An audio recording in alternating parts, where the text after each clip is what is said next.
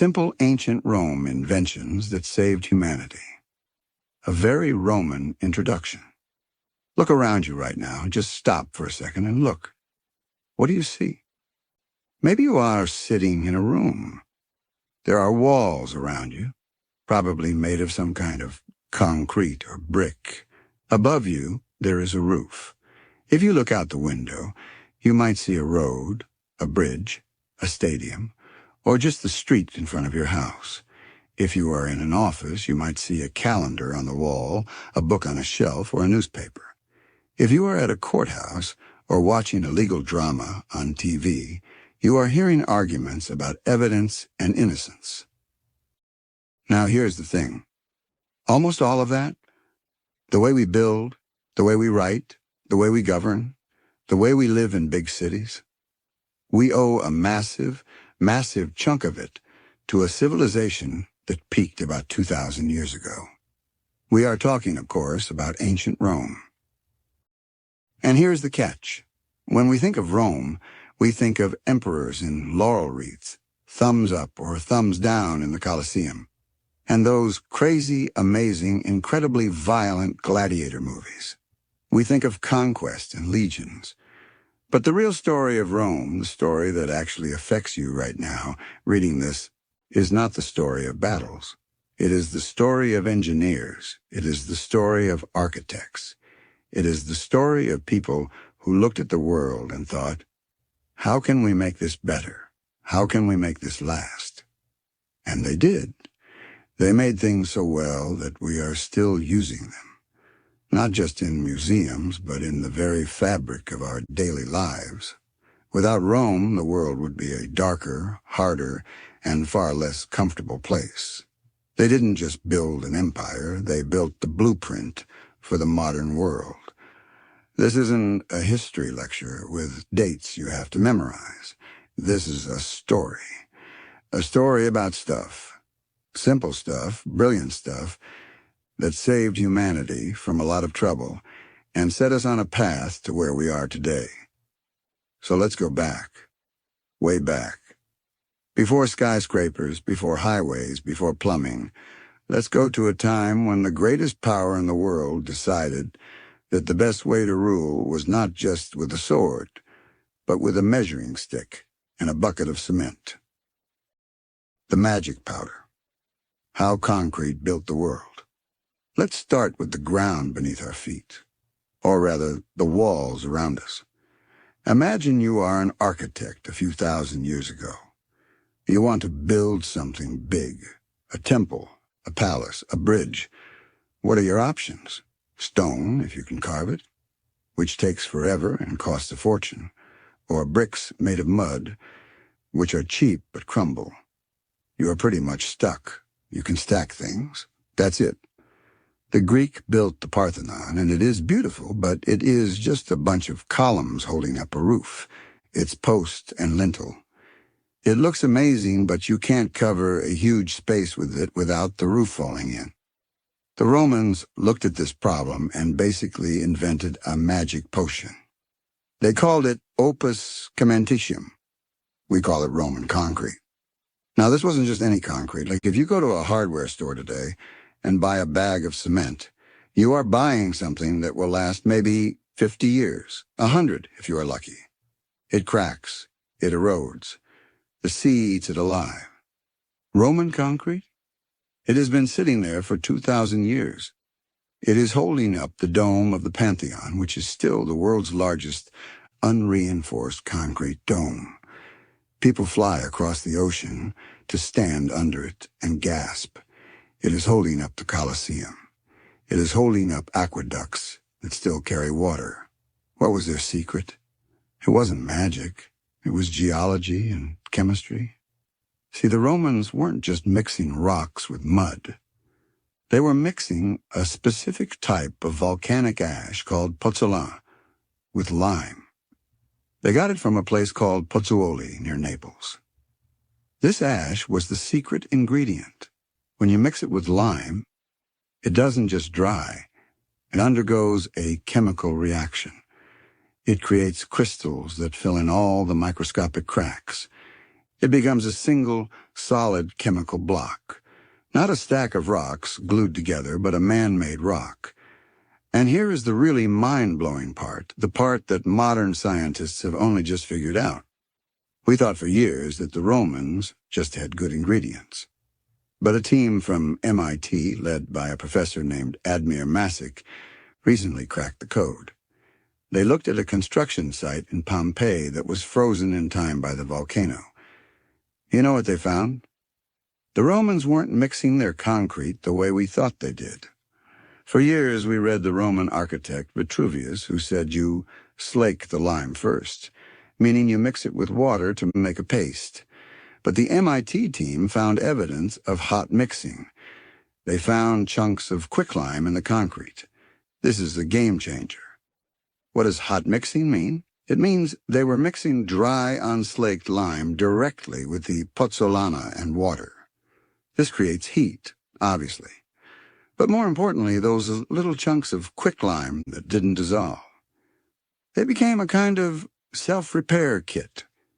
Imagine the concrete sits there for 1,000 years. A tiny crack forms. Water gets in. The water hits one of those leftover lime chunks. The lime dissolves and recrystallizes, filling the crack back in. The concrete heals itself, like a living thing. Think about that. 2,000 years ago, we invented a building material that could heal its own wounds. We forgot how to do this for centuries. We are only now, in the 21st century, trying to copy it. Without this concrete, there is no Roman Empire. There are no massive buildings. No city-shield towering insulae apartment blocks. No baths that can hold thousands of people. No harbors that can last. The concrete allowed them to build fast, build big, and build forever. Without this invention, the Middle Ages would have been even darker. The great cathedrals of Europe, they borrowed from Roman arches and Roman concrete techniques. The Renaissance, they were literally digging up Roman buildings to see how they were made. The modern skyscraper, it needs steel-reinforced concrete, which is our modern version of the same idea. Roman concrete took humanity out of the world of mud and sticks and dropped us into a world of stone. It gave us permanence. It gave us the idea that we could build that would outlast us, our children, and our children's children. It gave us the audacity to build for eternity. And 2,000 years later, it's still standing, teaching us how to build better. That's not just an invention. That's a gift. Water for 1,000,000. The genius of the aqueduct. Okay, so you built your big, beautiful concrete city. Now you have a problem. 1,000,000 people are living there. What are they going to drink? What are they going to wash with? What happens to all the stuff? They flush away? Before Rome, if you lived in a city, you lived next to a river. That was it. If the river dried up, you left. If the river got polluted, you got sick and died. Cities were small, smelly, and constantly on the brink of a water crisis. The Romans looked at this and said, why should the city have to be near the water? Why can't the water come to the city? And so they built the aqueducts.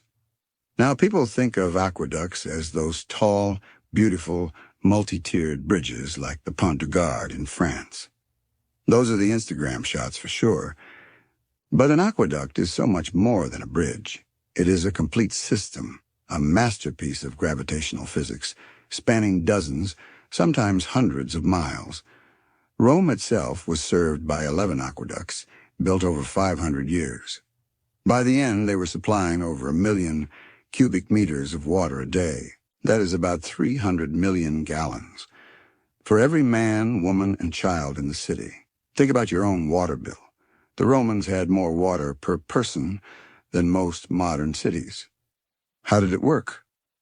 No pumps, no electricity, just genius. The engineers would find a spring in the mountains, high up, pure and clean.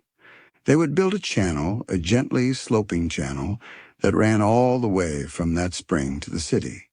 It had to slope just right. Too steep, and the water would erode the channel and crash down too fast. Too shallow, and it would just sit there and stagnate. They got this slope perfect, over hundreds of miles of rough terrain. They buried most of it underground to keep it cool and safe. But when they hit a valley, they had to keep the slope going.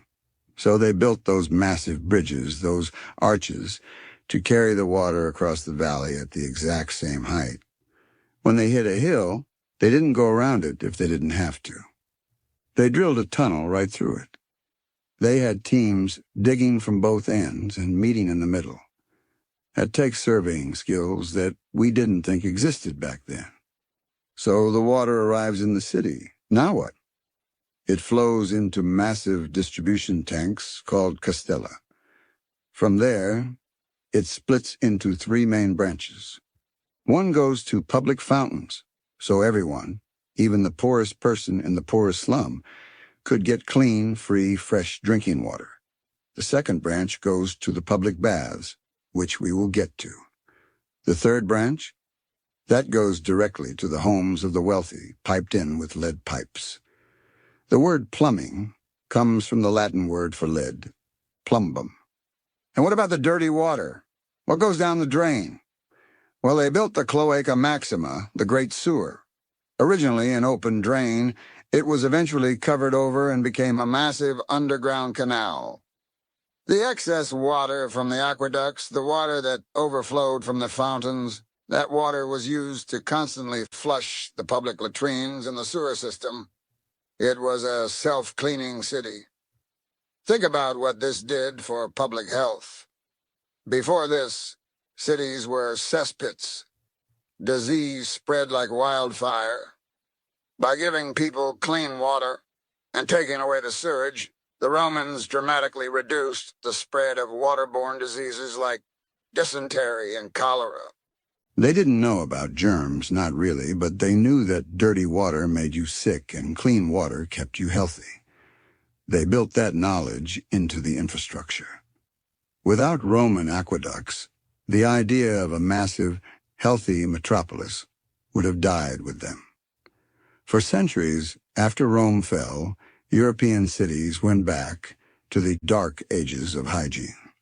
London, Paris, they were filthy, disease-ridden places because they had forgotten how to move water.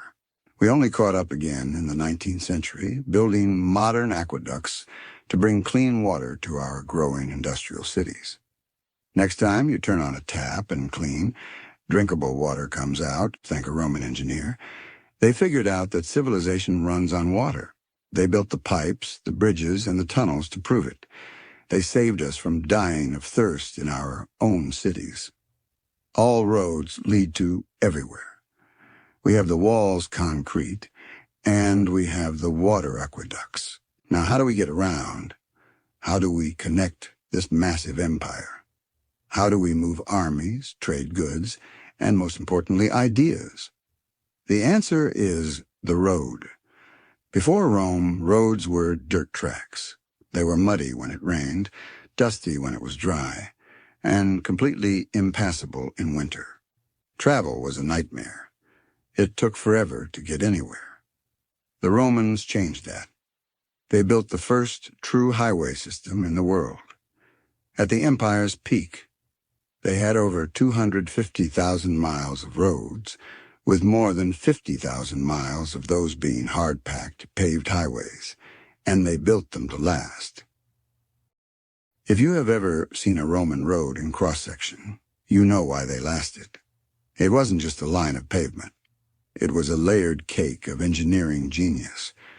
First, they would dig a trench, right down to the solid ground. Then they would lay a foundation, a statumen, of large, flat stones. On top of that, they would put a layer of rubble and gravel mixed with mortar, the rudus. Then another finer layer of gravel and concrete, the nucleus. Finally, on top, they would lay the surface, the summum dorsum. This was made of massive, interlocking stone slabs, carefully cut and fitted so tightly you couldn't slide a knife between them. They built the road with a camber, a slight curve, so that the water would run off into drainage ditches on the side. They built roads so straight that you can still follow them on a map today, cutting through hills and across valleys, a beeline from point A to point B. This network was the empire's nervous system. The Roman legions could march up to 25 miles a day on these roads, carrying heavy armor and gear. They could get to a trouble spot before the trouble even knew they were coming. Trade exploded. Goods from Egypt, grain from North Africa, pottery from Gaul, all flowed along these stone arteries. And it wasn't just for soldiers and merchants. They set up a postal service, the cursus publicus.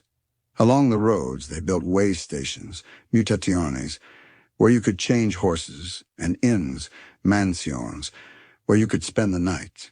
A message or a traveler could cross the entire empire in a matter of weeks, a speed that wouldn't be seen again until the Pony Express or the railroads.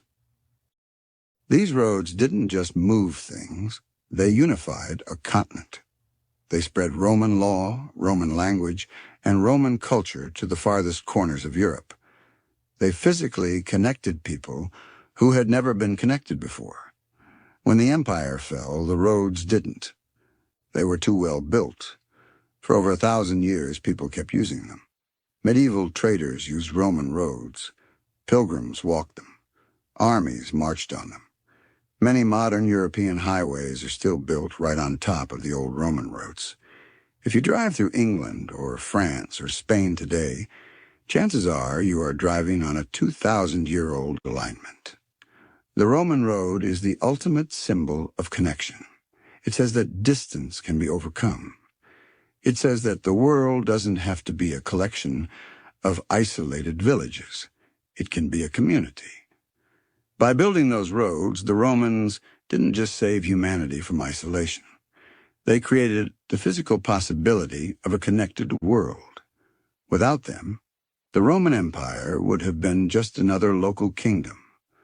With them, it became the foundation of Europe. Arches and domes, holding up the sky. We talked about what they built with and where they walked. But how did they actually build up? How did they create spaces so vast and so inspiring that they still take your breath away? It came down to two shapes, the arch and the dome. The arch wasn't invented by the Romans. It had been around for centuries. But the Romans were the first people to truly understand its potential. They didn't just use it for doorways, they weaponized it. They made it the fundamental unit of their architecture. Think about a flat beam, a lintel, holding up a wall. It has a weak spot right in the middle. Too much weight, and it snaps. That's Greek architecture. It's limited. Now look at a Roman arch. It's made of wedge-shaped stones called voussoirs, with a central keystone at the top. The weight of the wall above doesn't just push down on the arch.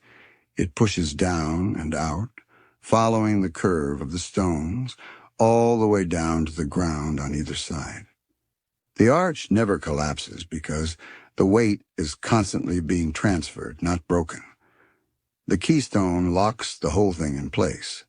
The more weight you put on it, the tighter the stones lock together, the stronger it gets. This was a revolution. It meant you could open up huge gaps in walls. You could build bridges with fewer piers in the river, letting the floodwaters pass more easily. You could build aqueducts that strode across valleys on elegant, lightweight legs. You could build the Colosseum with its 80 arched entrances, letting 50,000 people get in and out in minutes. The arch made the amphitheater possible. And then they took the arch and they spun it around. They made the dome. The dome is just an arch that has been rotated 360 degrees, but the effect is completely different. It creates a perfect cosmic space. The Pantheon is the masterpiece. It is a perfect sphere, with the height equal to the diameter, 43 meters. The bottom of the dome is heavy, solid concrete. As it goes higher, the Romans mixed lighter and lighter aggregates into the concrete. At the very top, around the oculus, the open hole in the center that lets in the light and rain, they used pumice, a volcanic stone so light it floats. The oculus isn't a failure. It's a structural necessity. It removes the keystone, the single point of greatest stress, and it lets in a shaft of light that moves across the walls like a sundial, connecting the temple to the cosmos. Without the arch and the dome, architecture is just boxes. It's just stacking bricks. The Romans gave us the ability to enclose vast, awe-inspiring spaces. They gave us the ability to build monuments that celebrated the power of the state and the power of the human spirit. Every cathedral with a vaulted ceiling, every government building with a rotunda, every sports stadium with its curved walls and tiers of seats, they are all children of the Roman arch. They took a simple shape and used it to hold up the sky. The Codex, putting the world in your hands. Now let's move from the physical world to the world of ideas. How do you save knowledge? How do you make sure that what one person learns isn't lost when they die? Before Rome, you had the scroll. The scroll was a pain. You needed 2 hands to unroll it. You couldn't easily skip to a specific passage. You had to roll the whole thing back up when you were done. They were bulky, fragile, and you couldn't fit that much text on one. Homer's Iliad was something like 24 separate scrolls. Try carrying that to the beach. The Romans gave us the book. They called it the Codex. It seems so simple now. You take a bunch of pages, you stack them, you bind them together along one edge, and you put a cover on them. And so obvious, right? But it wasn't obvious until someone did it. What the Romans did was take wax tablets, the kind schoolchildren used to write on with a stylus, and they bound them together. Then they started using parchment or papyrus. Instead of a continuous scroll, you had individual leaves. You could write on both sides. You could number the pages. You could put a table of contents at the front. You could find a passage instantly because you could flip to the page number. This was a massive leap forward in information technology. It was as big as the invention of the printing press or the internet. The Codex was portable, durable, and user-friendly. It completely changed how people read and thought. You could now compare passages side by side. You could study a text in a non-linear way. It made the act of reading private, personal, and efficient. Who were the first major adopters? The early Christians. Think about that. They needed to spread their message. They needed people to carry their scriptures, their gospels, and letters across the empire. They needed something discreet and portable. A stack of scrolls would be a nightmare. A codex, a little book, could be hidden in a pocket or a bag. The Codex helped Christianity spread like wildfire. Without the Codex, without the book, the entire intellectual history of the West would be different. The great libraries of the Middle Ages preserved knowledge by copying books, not scrolls. The Renaissance was powered by the rediscovery of ancient books. The modern world, with its paperbacks and hardcovers and textbooks, is built on that Roman invention. They took the fragile, unwieldy scroll and turned it into something you could hold in one hand, something you could own, something that belonged to you. They put the world in your hands. The daily news, telling the people what's what. We have books for lasting knowledge. But what about daily information? What about the stuff that happens today? The Romans invented that too. Imagine you are a citizen of Rome. How do you find out what the emperor did yesterday? How do you know about the big court case, the new tax law, or who won the gladiator fights? Well, you go to the forum, and there, carved on a whitened board or a metal slab, is the Acta Diurna, the daily acts. Julius Caesar, during his first consulship in 59 BC, ordered that the proceedings of the Senate the Acta Senatus, be published. Along with that, they started publishing the Acta Diurna, a kind of official gazette for the public. It wasn't a newspaper like you buy today. There were no reporters, no opinion columns, no sports section. It was more like an official government announcement board. But it contained the kind of stuff we read in the news all the time. Military victories, lists of births and deaths, public notices and announcements of games and spectacles, and even the occasional human interest story. These bulletins were posted in public places. People would gather around them, read them, and then spread the news by word of mouth. Sometimes, scribes would make copies and send them to provincial governors so they knew what was happening in their capital. This was the first time a government had systematically tried to inform its citizens. It wasn't a free press, it was state-sponsored information. But it was a start. It was the beginning of the idea that the public has a right to know what their leaders are doing.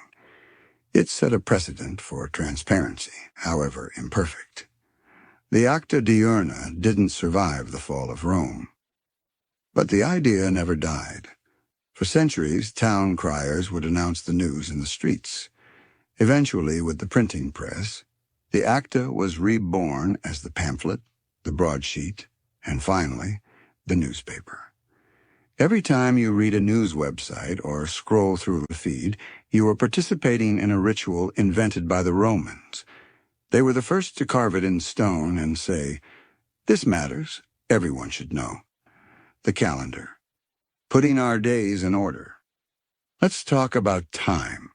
Specifically, the time on your phone, on your wall, or on your wrist. That calendar you use to schedule your life? It is a Roman invention.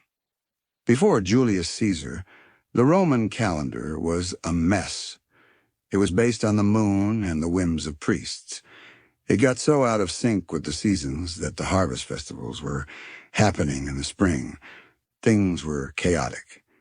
Julius Caesar, after a trip to Egypt where he saw the sophisticated solar calendar, decided to fix it. He brought in a Greek astronomer from Alexandria named Sosigenes. Together, they created the Julian calendar. It was brilliant in its simplicity. They ditched the moon and went with the sun. They set the year at 365 days. And to account for the extra quarter day it takes the Earth to go around the sun, they added one extra day every 4 years. Leap year. That was the innovation. They set the months as we know them, 31 days in some, 30 in others, and poor February with 28, except in leap year. They even moved the start of the year from March to January to line up with the term of office for new consuls. The month of July, named after Julius Caesar himself. August, named after his successor, Augustus. This calendar was so good that it lasted for over 1,600 years. It was only tweaked in 1582 by Pope Gregory XIII, who fixed a tiny drift of a few minutes a year to create our modern Gregorian calendar. But the structure, the 12 months, the leap year, the general layout, is pure Roman. Think about what a calendar does. It allows us to coordinate. It allows us to plan for the future. It allows us to record history. It gives us a shared framework for time itself. By giving us a reliable calendar, the Romans gave us control over our days. They took the chaos of the sky and turned it into a grid. We live our lives inside that grid, and we have them to thank for it. The rule of law. Innocent until proven guilty. We talked about physical things. But the Romans also saved us with ideas. The most powerful idea they gave us? The law. Before Roman law, justice was often arbitrary. It was the whim of a king or a chieftain. It was based on custom and vengeance. The Romans changed that by making law public and systematic. It all started with the 12 tables, around 450 BC. The plebeians, the common people, demanded that the laws be written down so the patrician judges couldn't make them up as they went along. The 12 tables were posted in the forum for everyone to see. They covered everything: property, debt, family, and crime. This was the foundation. It established the idea that the law is a public thing, not a secret tool of the elite. But the Romans didn't stop there. For centuries, Roman jurists, the greatest legal minds of the ancient world, analyzed, debated, and refined the law. They created a massive body of legal literature. They developed concepts that are the bedrock of our own justice system. Think about the language we use in court. Habeas corpus, you must have the body. Affidavit, he has stated. Subpoena under penalty. Pro bono for the good. All Latin, all Roman. And the most important concept of all, the presumption of innocence. In many ancient systems, you were guilty until you proved yourself innocent. Roman law, particularly as it was codified later in the Corpus Juris Civilis under the Emperor Justinian, enshrined the idea that a person is innocent until proven guilty. The burden of proof is on the accuser. This single idea is the cornerstone of every fair legal system in the Western world. It protects us from tyranny. It protects us from false accusations. It says that the state has to prove its case. You don't have to prove your innocence. When the Roman Empire fell in the West, its law didn't. It was studied and preserved. It became the foundation for legal systems all across Europe. The Napoleonic Code, which influenced France and much of Europe, was based on Roman law. The legal system of Louisiana, because of its French history, is based on Roman law. The common law of England evolved differently, but it was still deeply influenced by Roman legal thinking. Every time you watch a courtroom drama and hear the lawyers argue about evidence, every time you are protected by the rights guaranteed in the Constitution, you are seeing the ghost of Rome. They gave us the idea that the law is a shield for the weak, not just a weapon for the strong. They saved us from the law of the jungle and gave us the rule of law. The legion's doctor, saving lives on the battlefield. We have to talk about medicine. Because the Romans didn't just build things, they fixed things. And on the battlefield, they became masters of saving lives. Before the Romans, a soldier wounded in battle was pretty much on his own.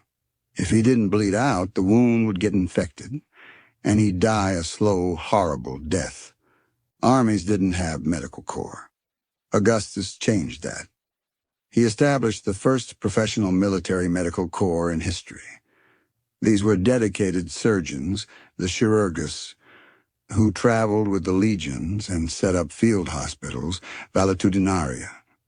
For the first time, a wounded soldier had a decent chance of survival. What did they do? They invented or perfected a huge range of surgical tools: forceps, scalpels, bone saws, and even speculums. You can go to a medical museum and see Roman surgical instruments that look almost identical to the ones used in the 19th century. Their most crucial innovations were about stopping bleeding. They developed hemostatic tourniquets and arterial clamps to clamp down on blood vessels. They understood that controlling blood loss was the first step to saving a life. And here's the kicker. They practiced antiseptic surgery. They didn't know about germs in the modern Pasteurian sense. But they knew that things went better if they were clean. They boiled their instruments in hot water before using them. They washed their hands. This practice, this simple act of boiling tools, was largely abandoned after Rome fell. It was rediscovered and reestablished in the 19th century by people like Joseph Lister, who is considered the father of modern antiseptic surgery. But the Romans were doing it 2,000 years ago. Roman military medicine was so good that the average soldier in the Roman army, despite facing the constant dangers of combat, had a longer life expectancy than the average civilian. Think about that. The battlefield was safer than your own home because on the battlefield there was a doctor with clean tools. They took the chaos of war and imposed order on it. They created a system to deal with the horror of wounded flesh. They invented tools and techniques that remain the state of the art for almost 2 millennia. They saved countless lives on the battlefield, and their legacy has saved countless more in every war and every hospital since. Welfare and the city. Taking care of the people. Finally, let's talk about society. About the idea that a government should take care of its people. We often think of social safety nets, welfare, food stamps, public housing as modern inventions. They aren't.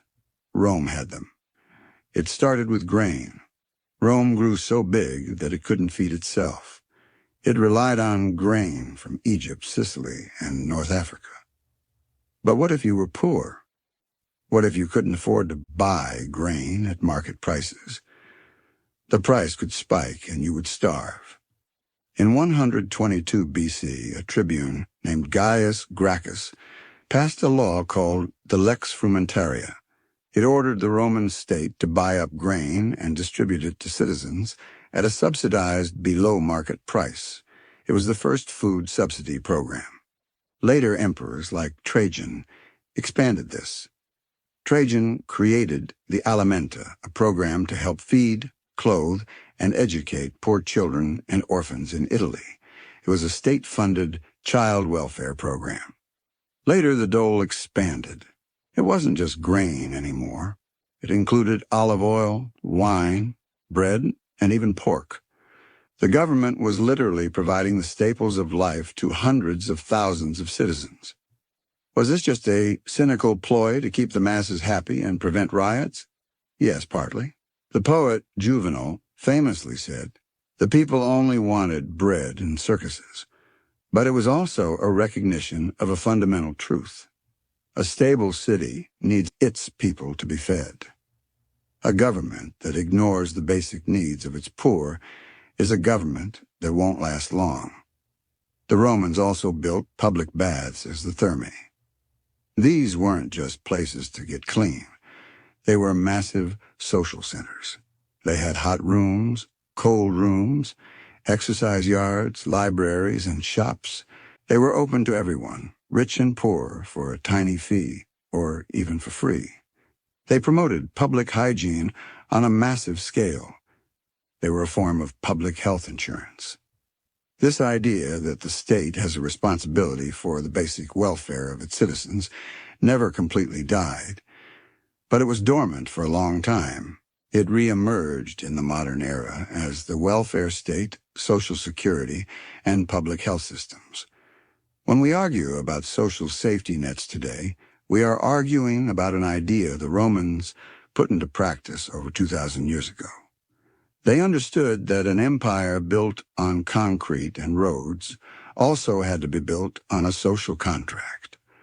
You take care of the people take care of the empire. So here we are.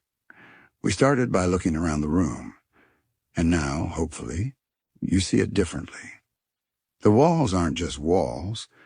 They are the descendants of Roman concrete. The tap isn't just a tap. It's the end of a 2,000-year-old aqueduct. The road outside your window is a direct line back to the Roman legions. The book in your hands is a Roman codex. The date on the calendar is Roman. The laws that protect you are built on Roman justice. We often think of the past as a foreign country, a dead place. But Rome isn't dead. It's all around us. It's in the water we drink, the roads we drive, the books we read, and the laws we obey. They weren't perfect. Far from it. Their empire was built on slavery and conquest. They threw people to the lions. They were brutal and sometimes cruel. But they were also brilliant. They were the ultimate problem solvers. They looked at the challenges of living together in huge numbers, in a complex society, and they found answers.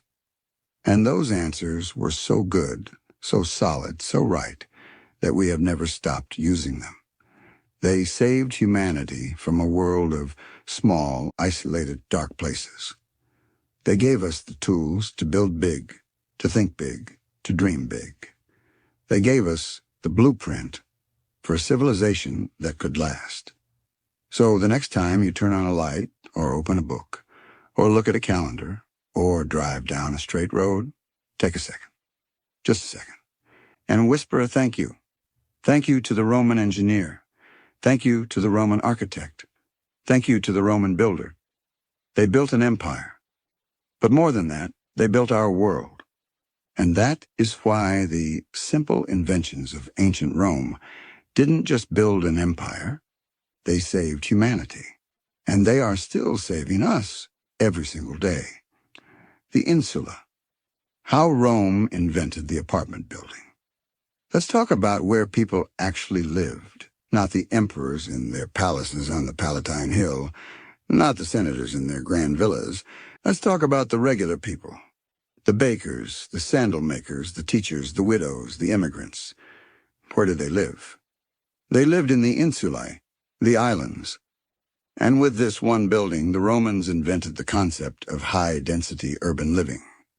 They invented the apartment block. They invented the problem of the landlord and the problem of the noisy neighbor upstairs. See, Rome grew too fast.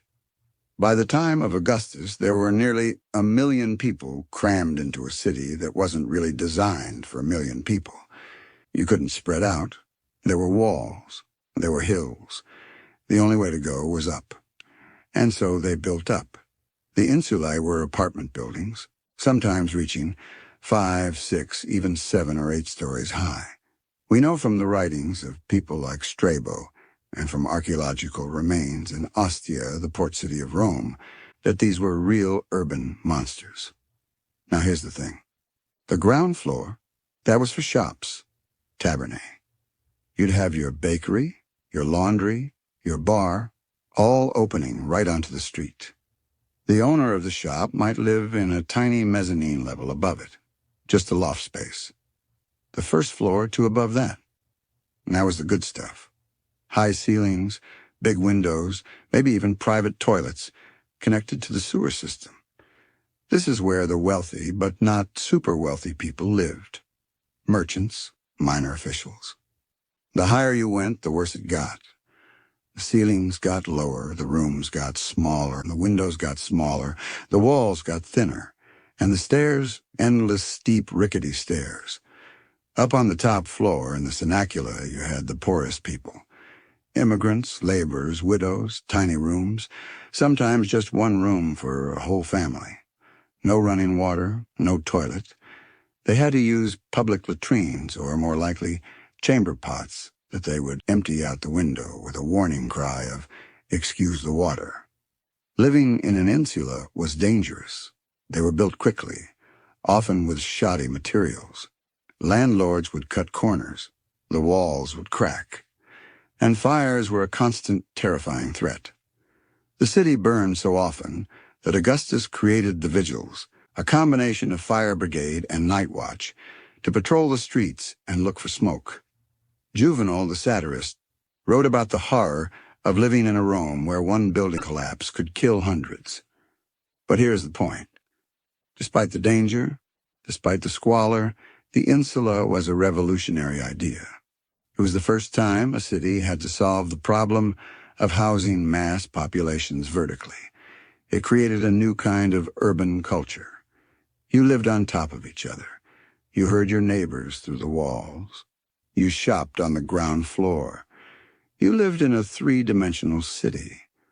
When you walk into a modern apartment building today, when you ride the elevator up to the 15th floor, when you complain about the rent or the noisy people upstairs, you are living in a Roman insula. They invented the very concept of stacked living.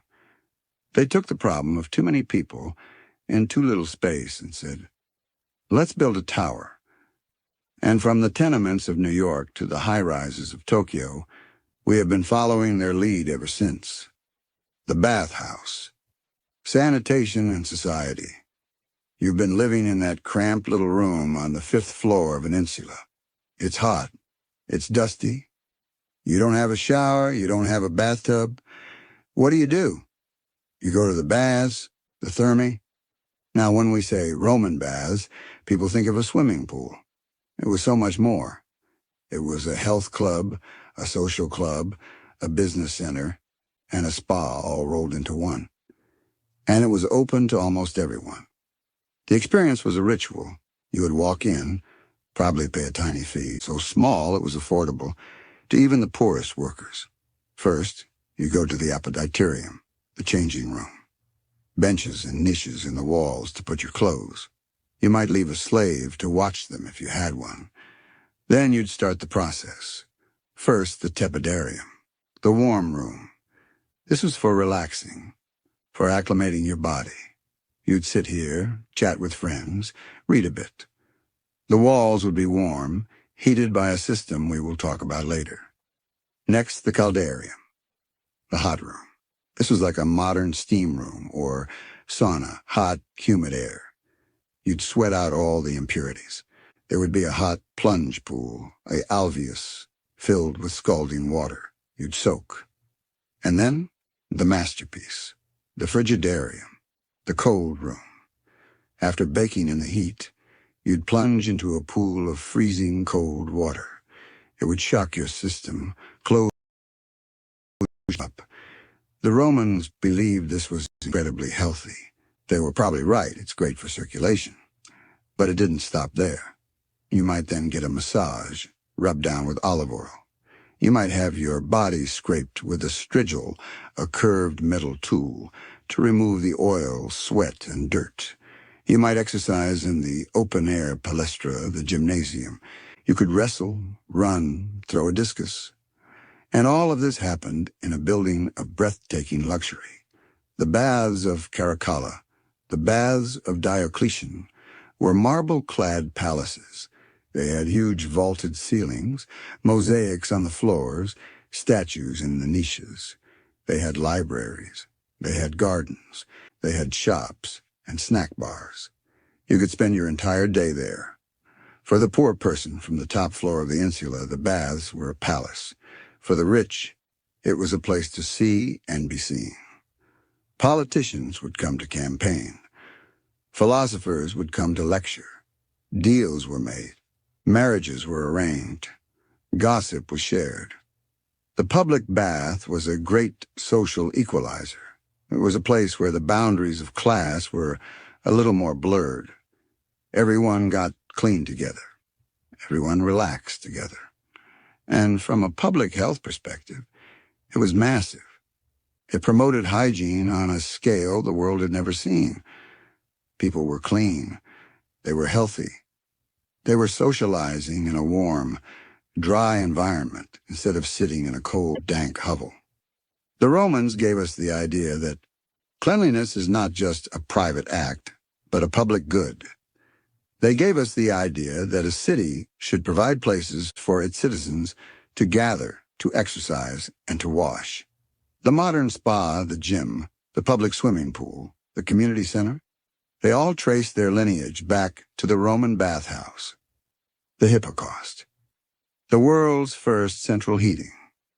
How did they get those baths so hot? How did they heat the caldarium to that steamy temperature? They didn't have electric heaters or gas boilers. They had the Hippocaust. This is one of the most brilliant and simple inventions in history. It was the world's first central heating system. Imagine a Roman engineer. He needs to heat a room. He could put a brazier in the middle, a pot of burning coals. But that's smoky, dangerous, and it only heats the area right next to it. He needs the floor to be hot. He needs the walls to be hot. He needs the whole room to radiate warmth. So here's what he does. He builds the floor of the room on top of a series of small pillars about 2 feet high, made of stacked tiles. These are called pilae. The space underneath the floor is now a void. It's a crawl space. Then he builds a furnace outside the room, a praefurnium. A slave or a servant keeps this furnace stoked with wood, usually by burning it at a low, continuous temperature. The hot air and smoke from the furnace doesn't just go up a chimney. It is channeled underneath the raised floor. It flows through the void, heating the tiles of the floor from below. The floor becomes a giant radiator. But the Romans didn't stop there. They didn't want the heat to just escape.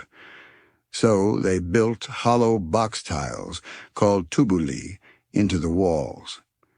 The hot air, after flowing under the floor, would rise up through these hollow tiles in the walls, heating the walls as it went.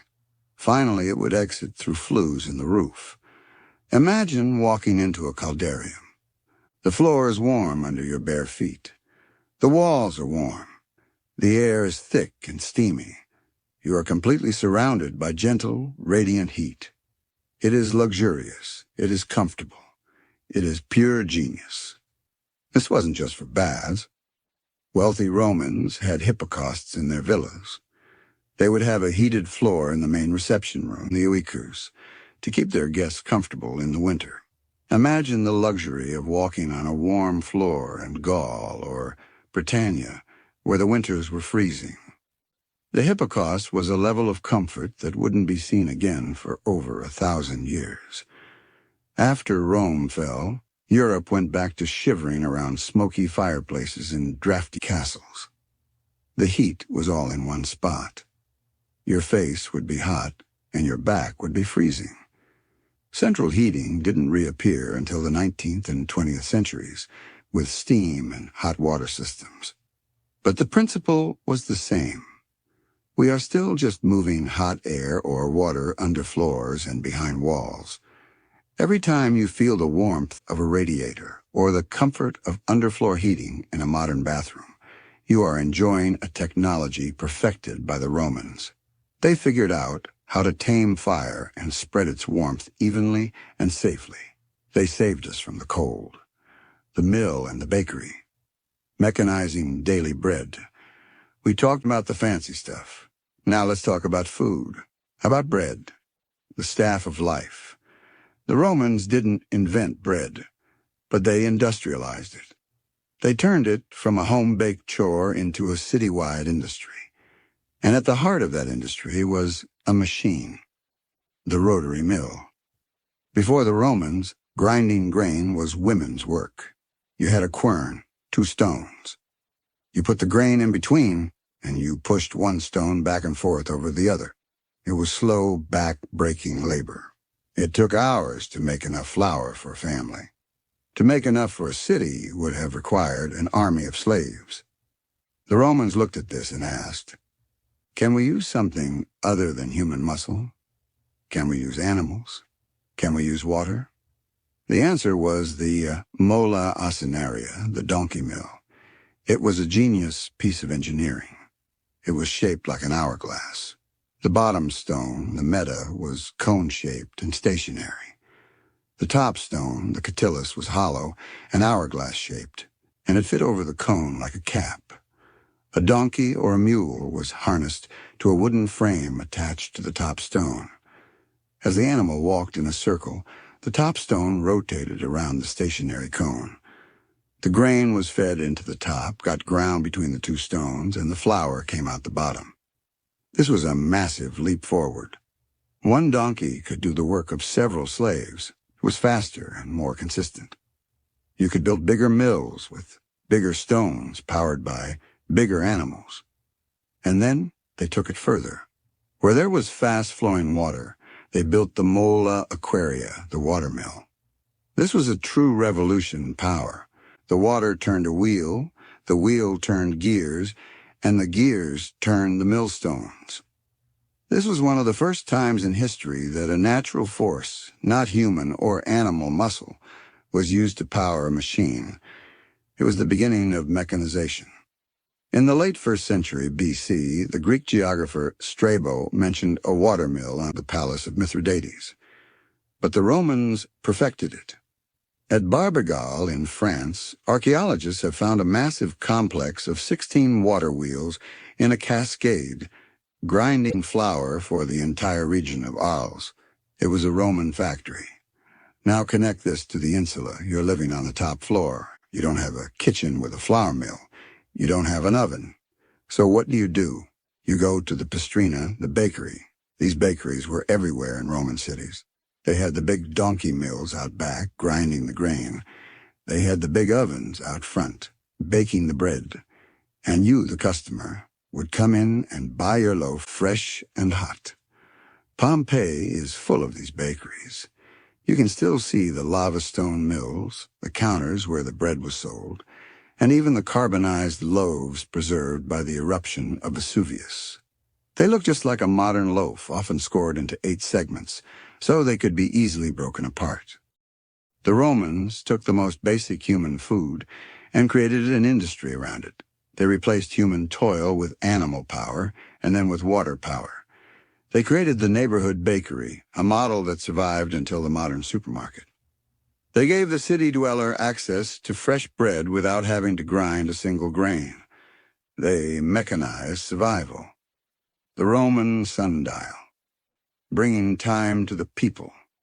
We talked about the calendar, the big picture of time. But what about the hours of the day? How did a Roman know when to go to the baths, when to meet a friend in the forum, when the business day ended? They had the sundial, and they absolutely covered their world with them. The Romans didn't invent the sundial. The Babylonians and Egyptians had them, but the Romans adopted them, adapted them, and turned them into a public utility. The first sundial in Rome was a bit of a disaster. In 293 BC, the consul Manius Valerius Maximus brought one back from a war in Sicily. They stuck it in the Forum. The problem was it was made for the latitude of Catania in Sicily. It didn't work properly in Rome. It was off by hours. For almost 100 years, the Romans used a broken clock, but it shows how much they wanted it. Eventually, they got it right. They became masters of mnemonics, the art of making sundials. They made them in all shapes and sizes. The most common was the hemispherical sundial, a bowl-shaped dial with a pointer, the gnomon, sticking up. The shadow would fall on lines carved inside the bowl. But they made vertical ones on walls, horizontal ones on pillars, portable ones you could carry in your pocket. The viatoria were pocket sundials, often shaped like a ham or a sausage, with a little chain to hang it. You'd orient it towards the sun, and the shadow would tell you the time.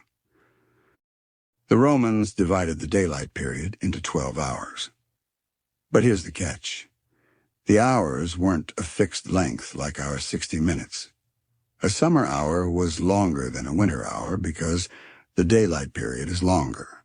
The first hour of the day was sunrise, the 6th hour was noon, the 12th hour was sunset. The length of an hour changed with the seasons. It was a flexible system, but it worked for an agricultural and urban society that lived by the sun. Putting sundials in public places was a radical act. It said that time is a public resource. It said that everyone has a right to know what time it is. It synchronized society. It allowed people to coordinate. When you look at your wristwatch or your phone, you are looking at the great-great-great-grandchild of the Roman sundial. They took the movement of the sun across the sky and carved it into stone for everyone to see. They brought time down from the heavens and put it in the middle of the city. The Roman chariot, the original taxi service. We talked about long-distance roads, but how did you get around inside the city? If you were wealthy, you might be carried in a litter by slaves. But what if you needed to go a bit further or carry some goods but didn't want to walk? You hired a chariot, or more accurately, a 2-wheeled cart called a cisium. The cisium was the Roman taxi. It was a light, fast, 2-wheeled carriage, usually pulled by one horse or a mule. It was the Uber of the ancient world. You could hire one at a station, along with a driver, and zip across town or even to a nearby village. They were known for being fast. In the novels of Petronius, the characters are always jumping into a cisium for a quick getaway. For heavier loads, there was the reda, a 4-wheeled wagon. for passengers and luggage. This was more like a long-distance bus or a moving van. It was slower but could carry more. And for pure longer. The first hour of the day was sunrise. The sixth hour was noon. The 12th hour was sunset. Accurately, a two-wheeled cart called a cisium. The cisium was the Roman taxi. It was a light, fast, two-wheeled carriage, usually pulled by one horse or a mule. It was the Uber of the ancient world. You could hire one at a station, along with a driver, and zip across town or even to a nearby village. They were known for being fast. In the novels of Petronius, the characters are always jumping into a cisium for a quick getaway. For heavier loads, there was the reda, a four-wheeled wagon, for passengers and luggage. This was more like a long-distance bus or a moving van. It was slower but could carry more. And for pure goods, there were all sorts of carts and wagons, plaustra, often with solid wooden wheels creaking and groaning through the streets. But here's the interesting part. The Romans had traffic problems, big ones. Julius Caesar, the first traffic cop, passed a law banning wheeled vehicles from the center of Rome during the daylight hours. The streets were just too narrow and too crowded. You could only bring a cart in at night. This is the first recorded instance of a traffic restriction in history. Imagine the scene. All day, Rome is a city of pedestrians. The streets are packed with people. But at night, when the decent citizens are asleep, the streets come alive with the rumble of wagons bringing food and goods into the city. The noise was apparently incredible. Juvenal complains about it, saying you can't sleep in Rome because of the constant traffic jams and the drivers yelling at each other. Sound familiar? Traffic jams, honking horns or yelling drivers, delivery trucks at night. The Romans invented that too. They created the urban logistics problem. They had to figure out how to move people and things through a crowded city. Their solution, banning daytime traffic, is still used in many historic cities today. We are still trying to solve the problem they created, and we are still using the basic model of the hired vehicle to get around. The Roman Arch of Triumph, the art of propaganda. We've talked about practical things, but the Romans also invented something for the soul or for the ego, the triumphal arch. This was a pure piece of propaganda built of stone and concrete. Imagine a general, a victorious one, comes back from a war. He has conquered a new province, killed a barbarian king, brought back mountains of gold. The Senate would vote him a triumph, a massive parade through the city. He would ride in a chariot wearing a purple toga, his face painted red like the god Jupiter. Behind him would march his soldiers and the captives in chains, and the wagons full of treasure. At the end of this procession, they might decide to build something permanent. An arch, a massive gate, standing alone, not part of a city wall. It would be decorated with sculptures showing the battles, the captured weapons, the conquered cities, and on the top in big letters, an inscription glorifying the general and the emperor. The Arch of Titus in Rome shows the spoils from the sack of Jerusalem in 70 A.D., including the menorah from the temple. You can still see it today. The Arch of Constantine, next to the Colosseum, celebrates his victory at the Milvian Bridge. It's a collage of sculptures taken from earlier emperors, a kind of recycling of imperial glory. These arches served no practical purpose. They didn't hold up a roof, they didn't carry water, they were pure symbolism. They were a statement in stone. We won. Rome is great. Remember this forever. This idea, the idea of building a monument to national pride and victory, is everywhere today. The Arc de Triomphe in Paris is a direct copy of the Roman idea. Napoleon wanted his own Roman arch. Marble Arch in London, the Brandenburg Gate in Berlin, even the triumphal arches in places like Pyongyang, all trace their lineage back to Rome. The Romans invented the idea that a city should be decorated with monuments to its own success. They turned victory into architecture. They made sure you could not walk through the city without being reminded of the power of the state. Every time you see a war memorial, a victory column, or a triumphal arch in any city in the world, you are looking at a Roman invention. The Roman alphabet, writing the world. We talked about the codex, the book. But what about the actual letters, the shapes on the page? The alphabet you are reading right now is a Roman invention. Not the idea of an alphabet, but this specific one. It's the Latin alphabet. The Romans borrowed their letters from the Etruscans, who had borrowed them from the Greeks, who had borrowed them from the Phoenicians. But the Romans took that borrowed alphabet and standardized it. They made it clean, geometric, and efficient. They carved it into stone with perfect precision. They wrote it with pen and ink on papyrus. The Latin alphabet originally had 23 letters. It didn't have a J, a U, or a W. I was used for both the vowel sound and the consonant sound. V was used for the vowel sound and the consonant sound.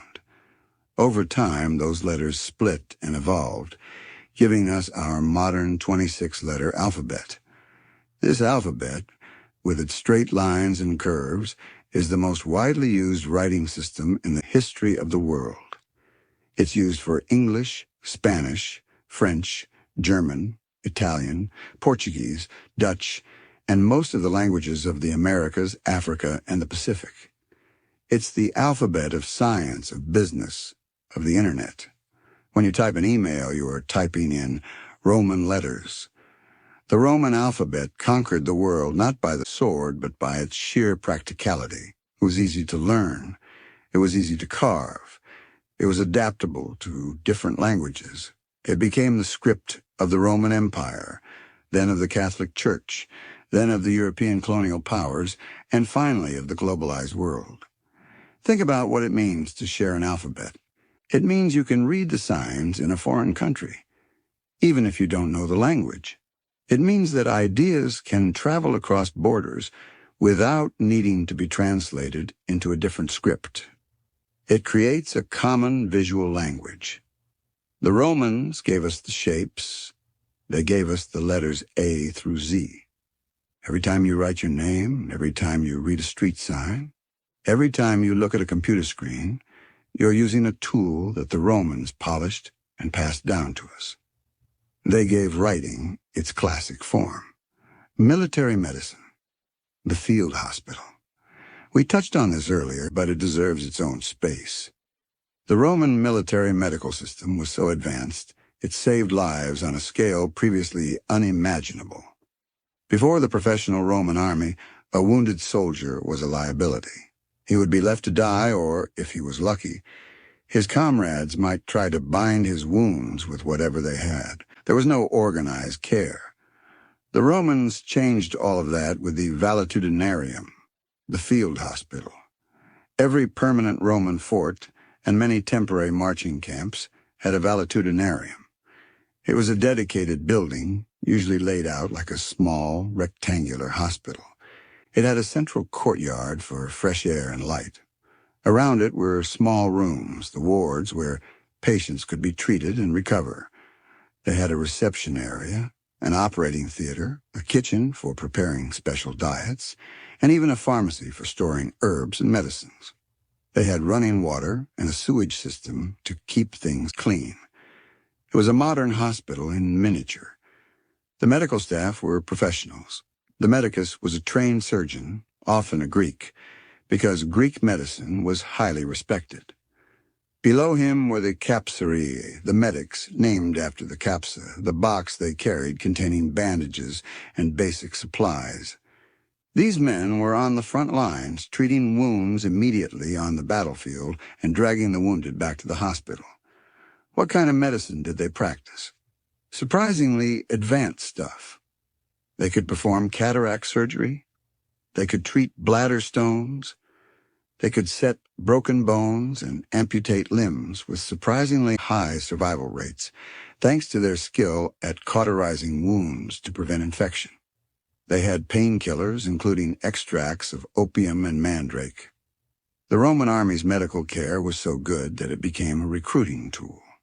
A potential soldier knew that if he was wounded, he wouldn't be abandoned. He would be treated by a professional in a clean building. This morale boost was invaluable. It made the legions more resilient.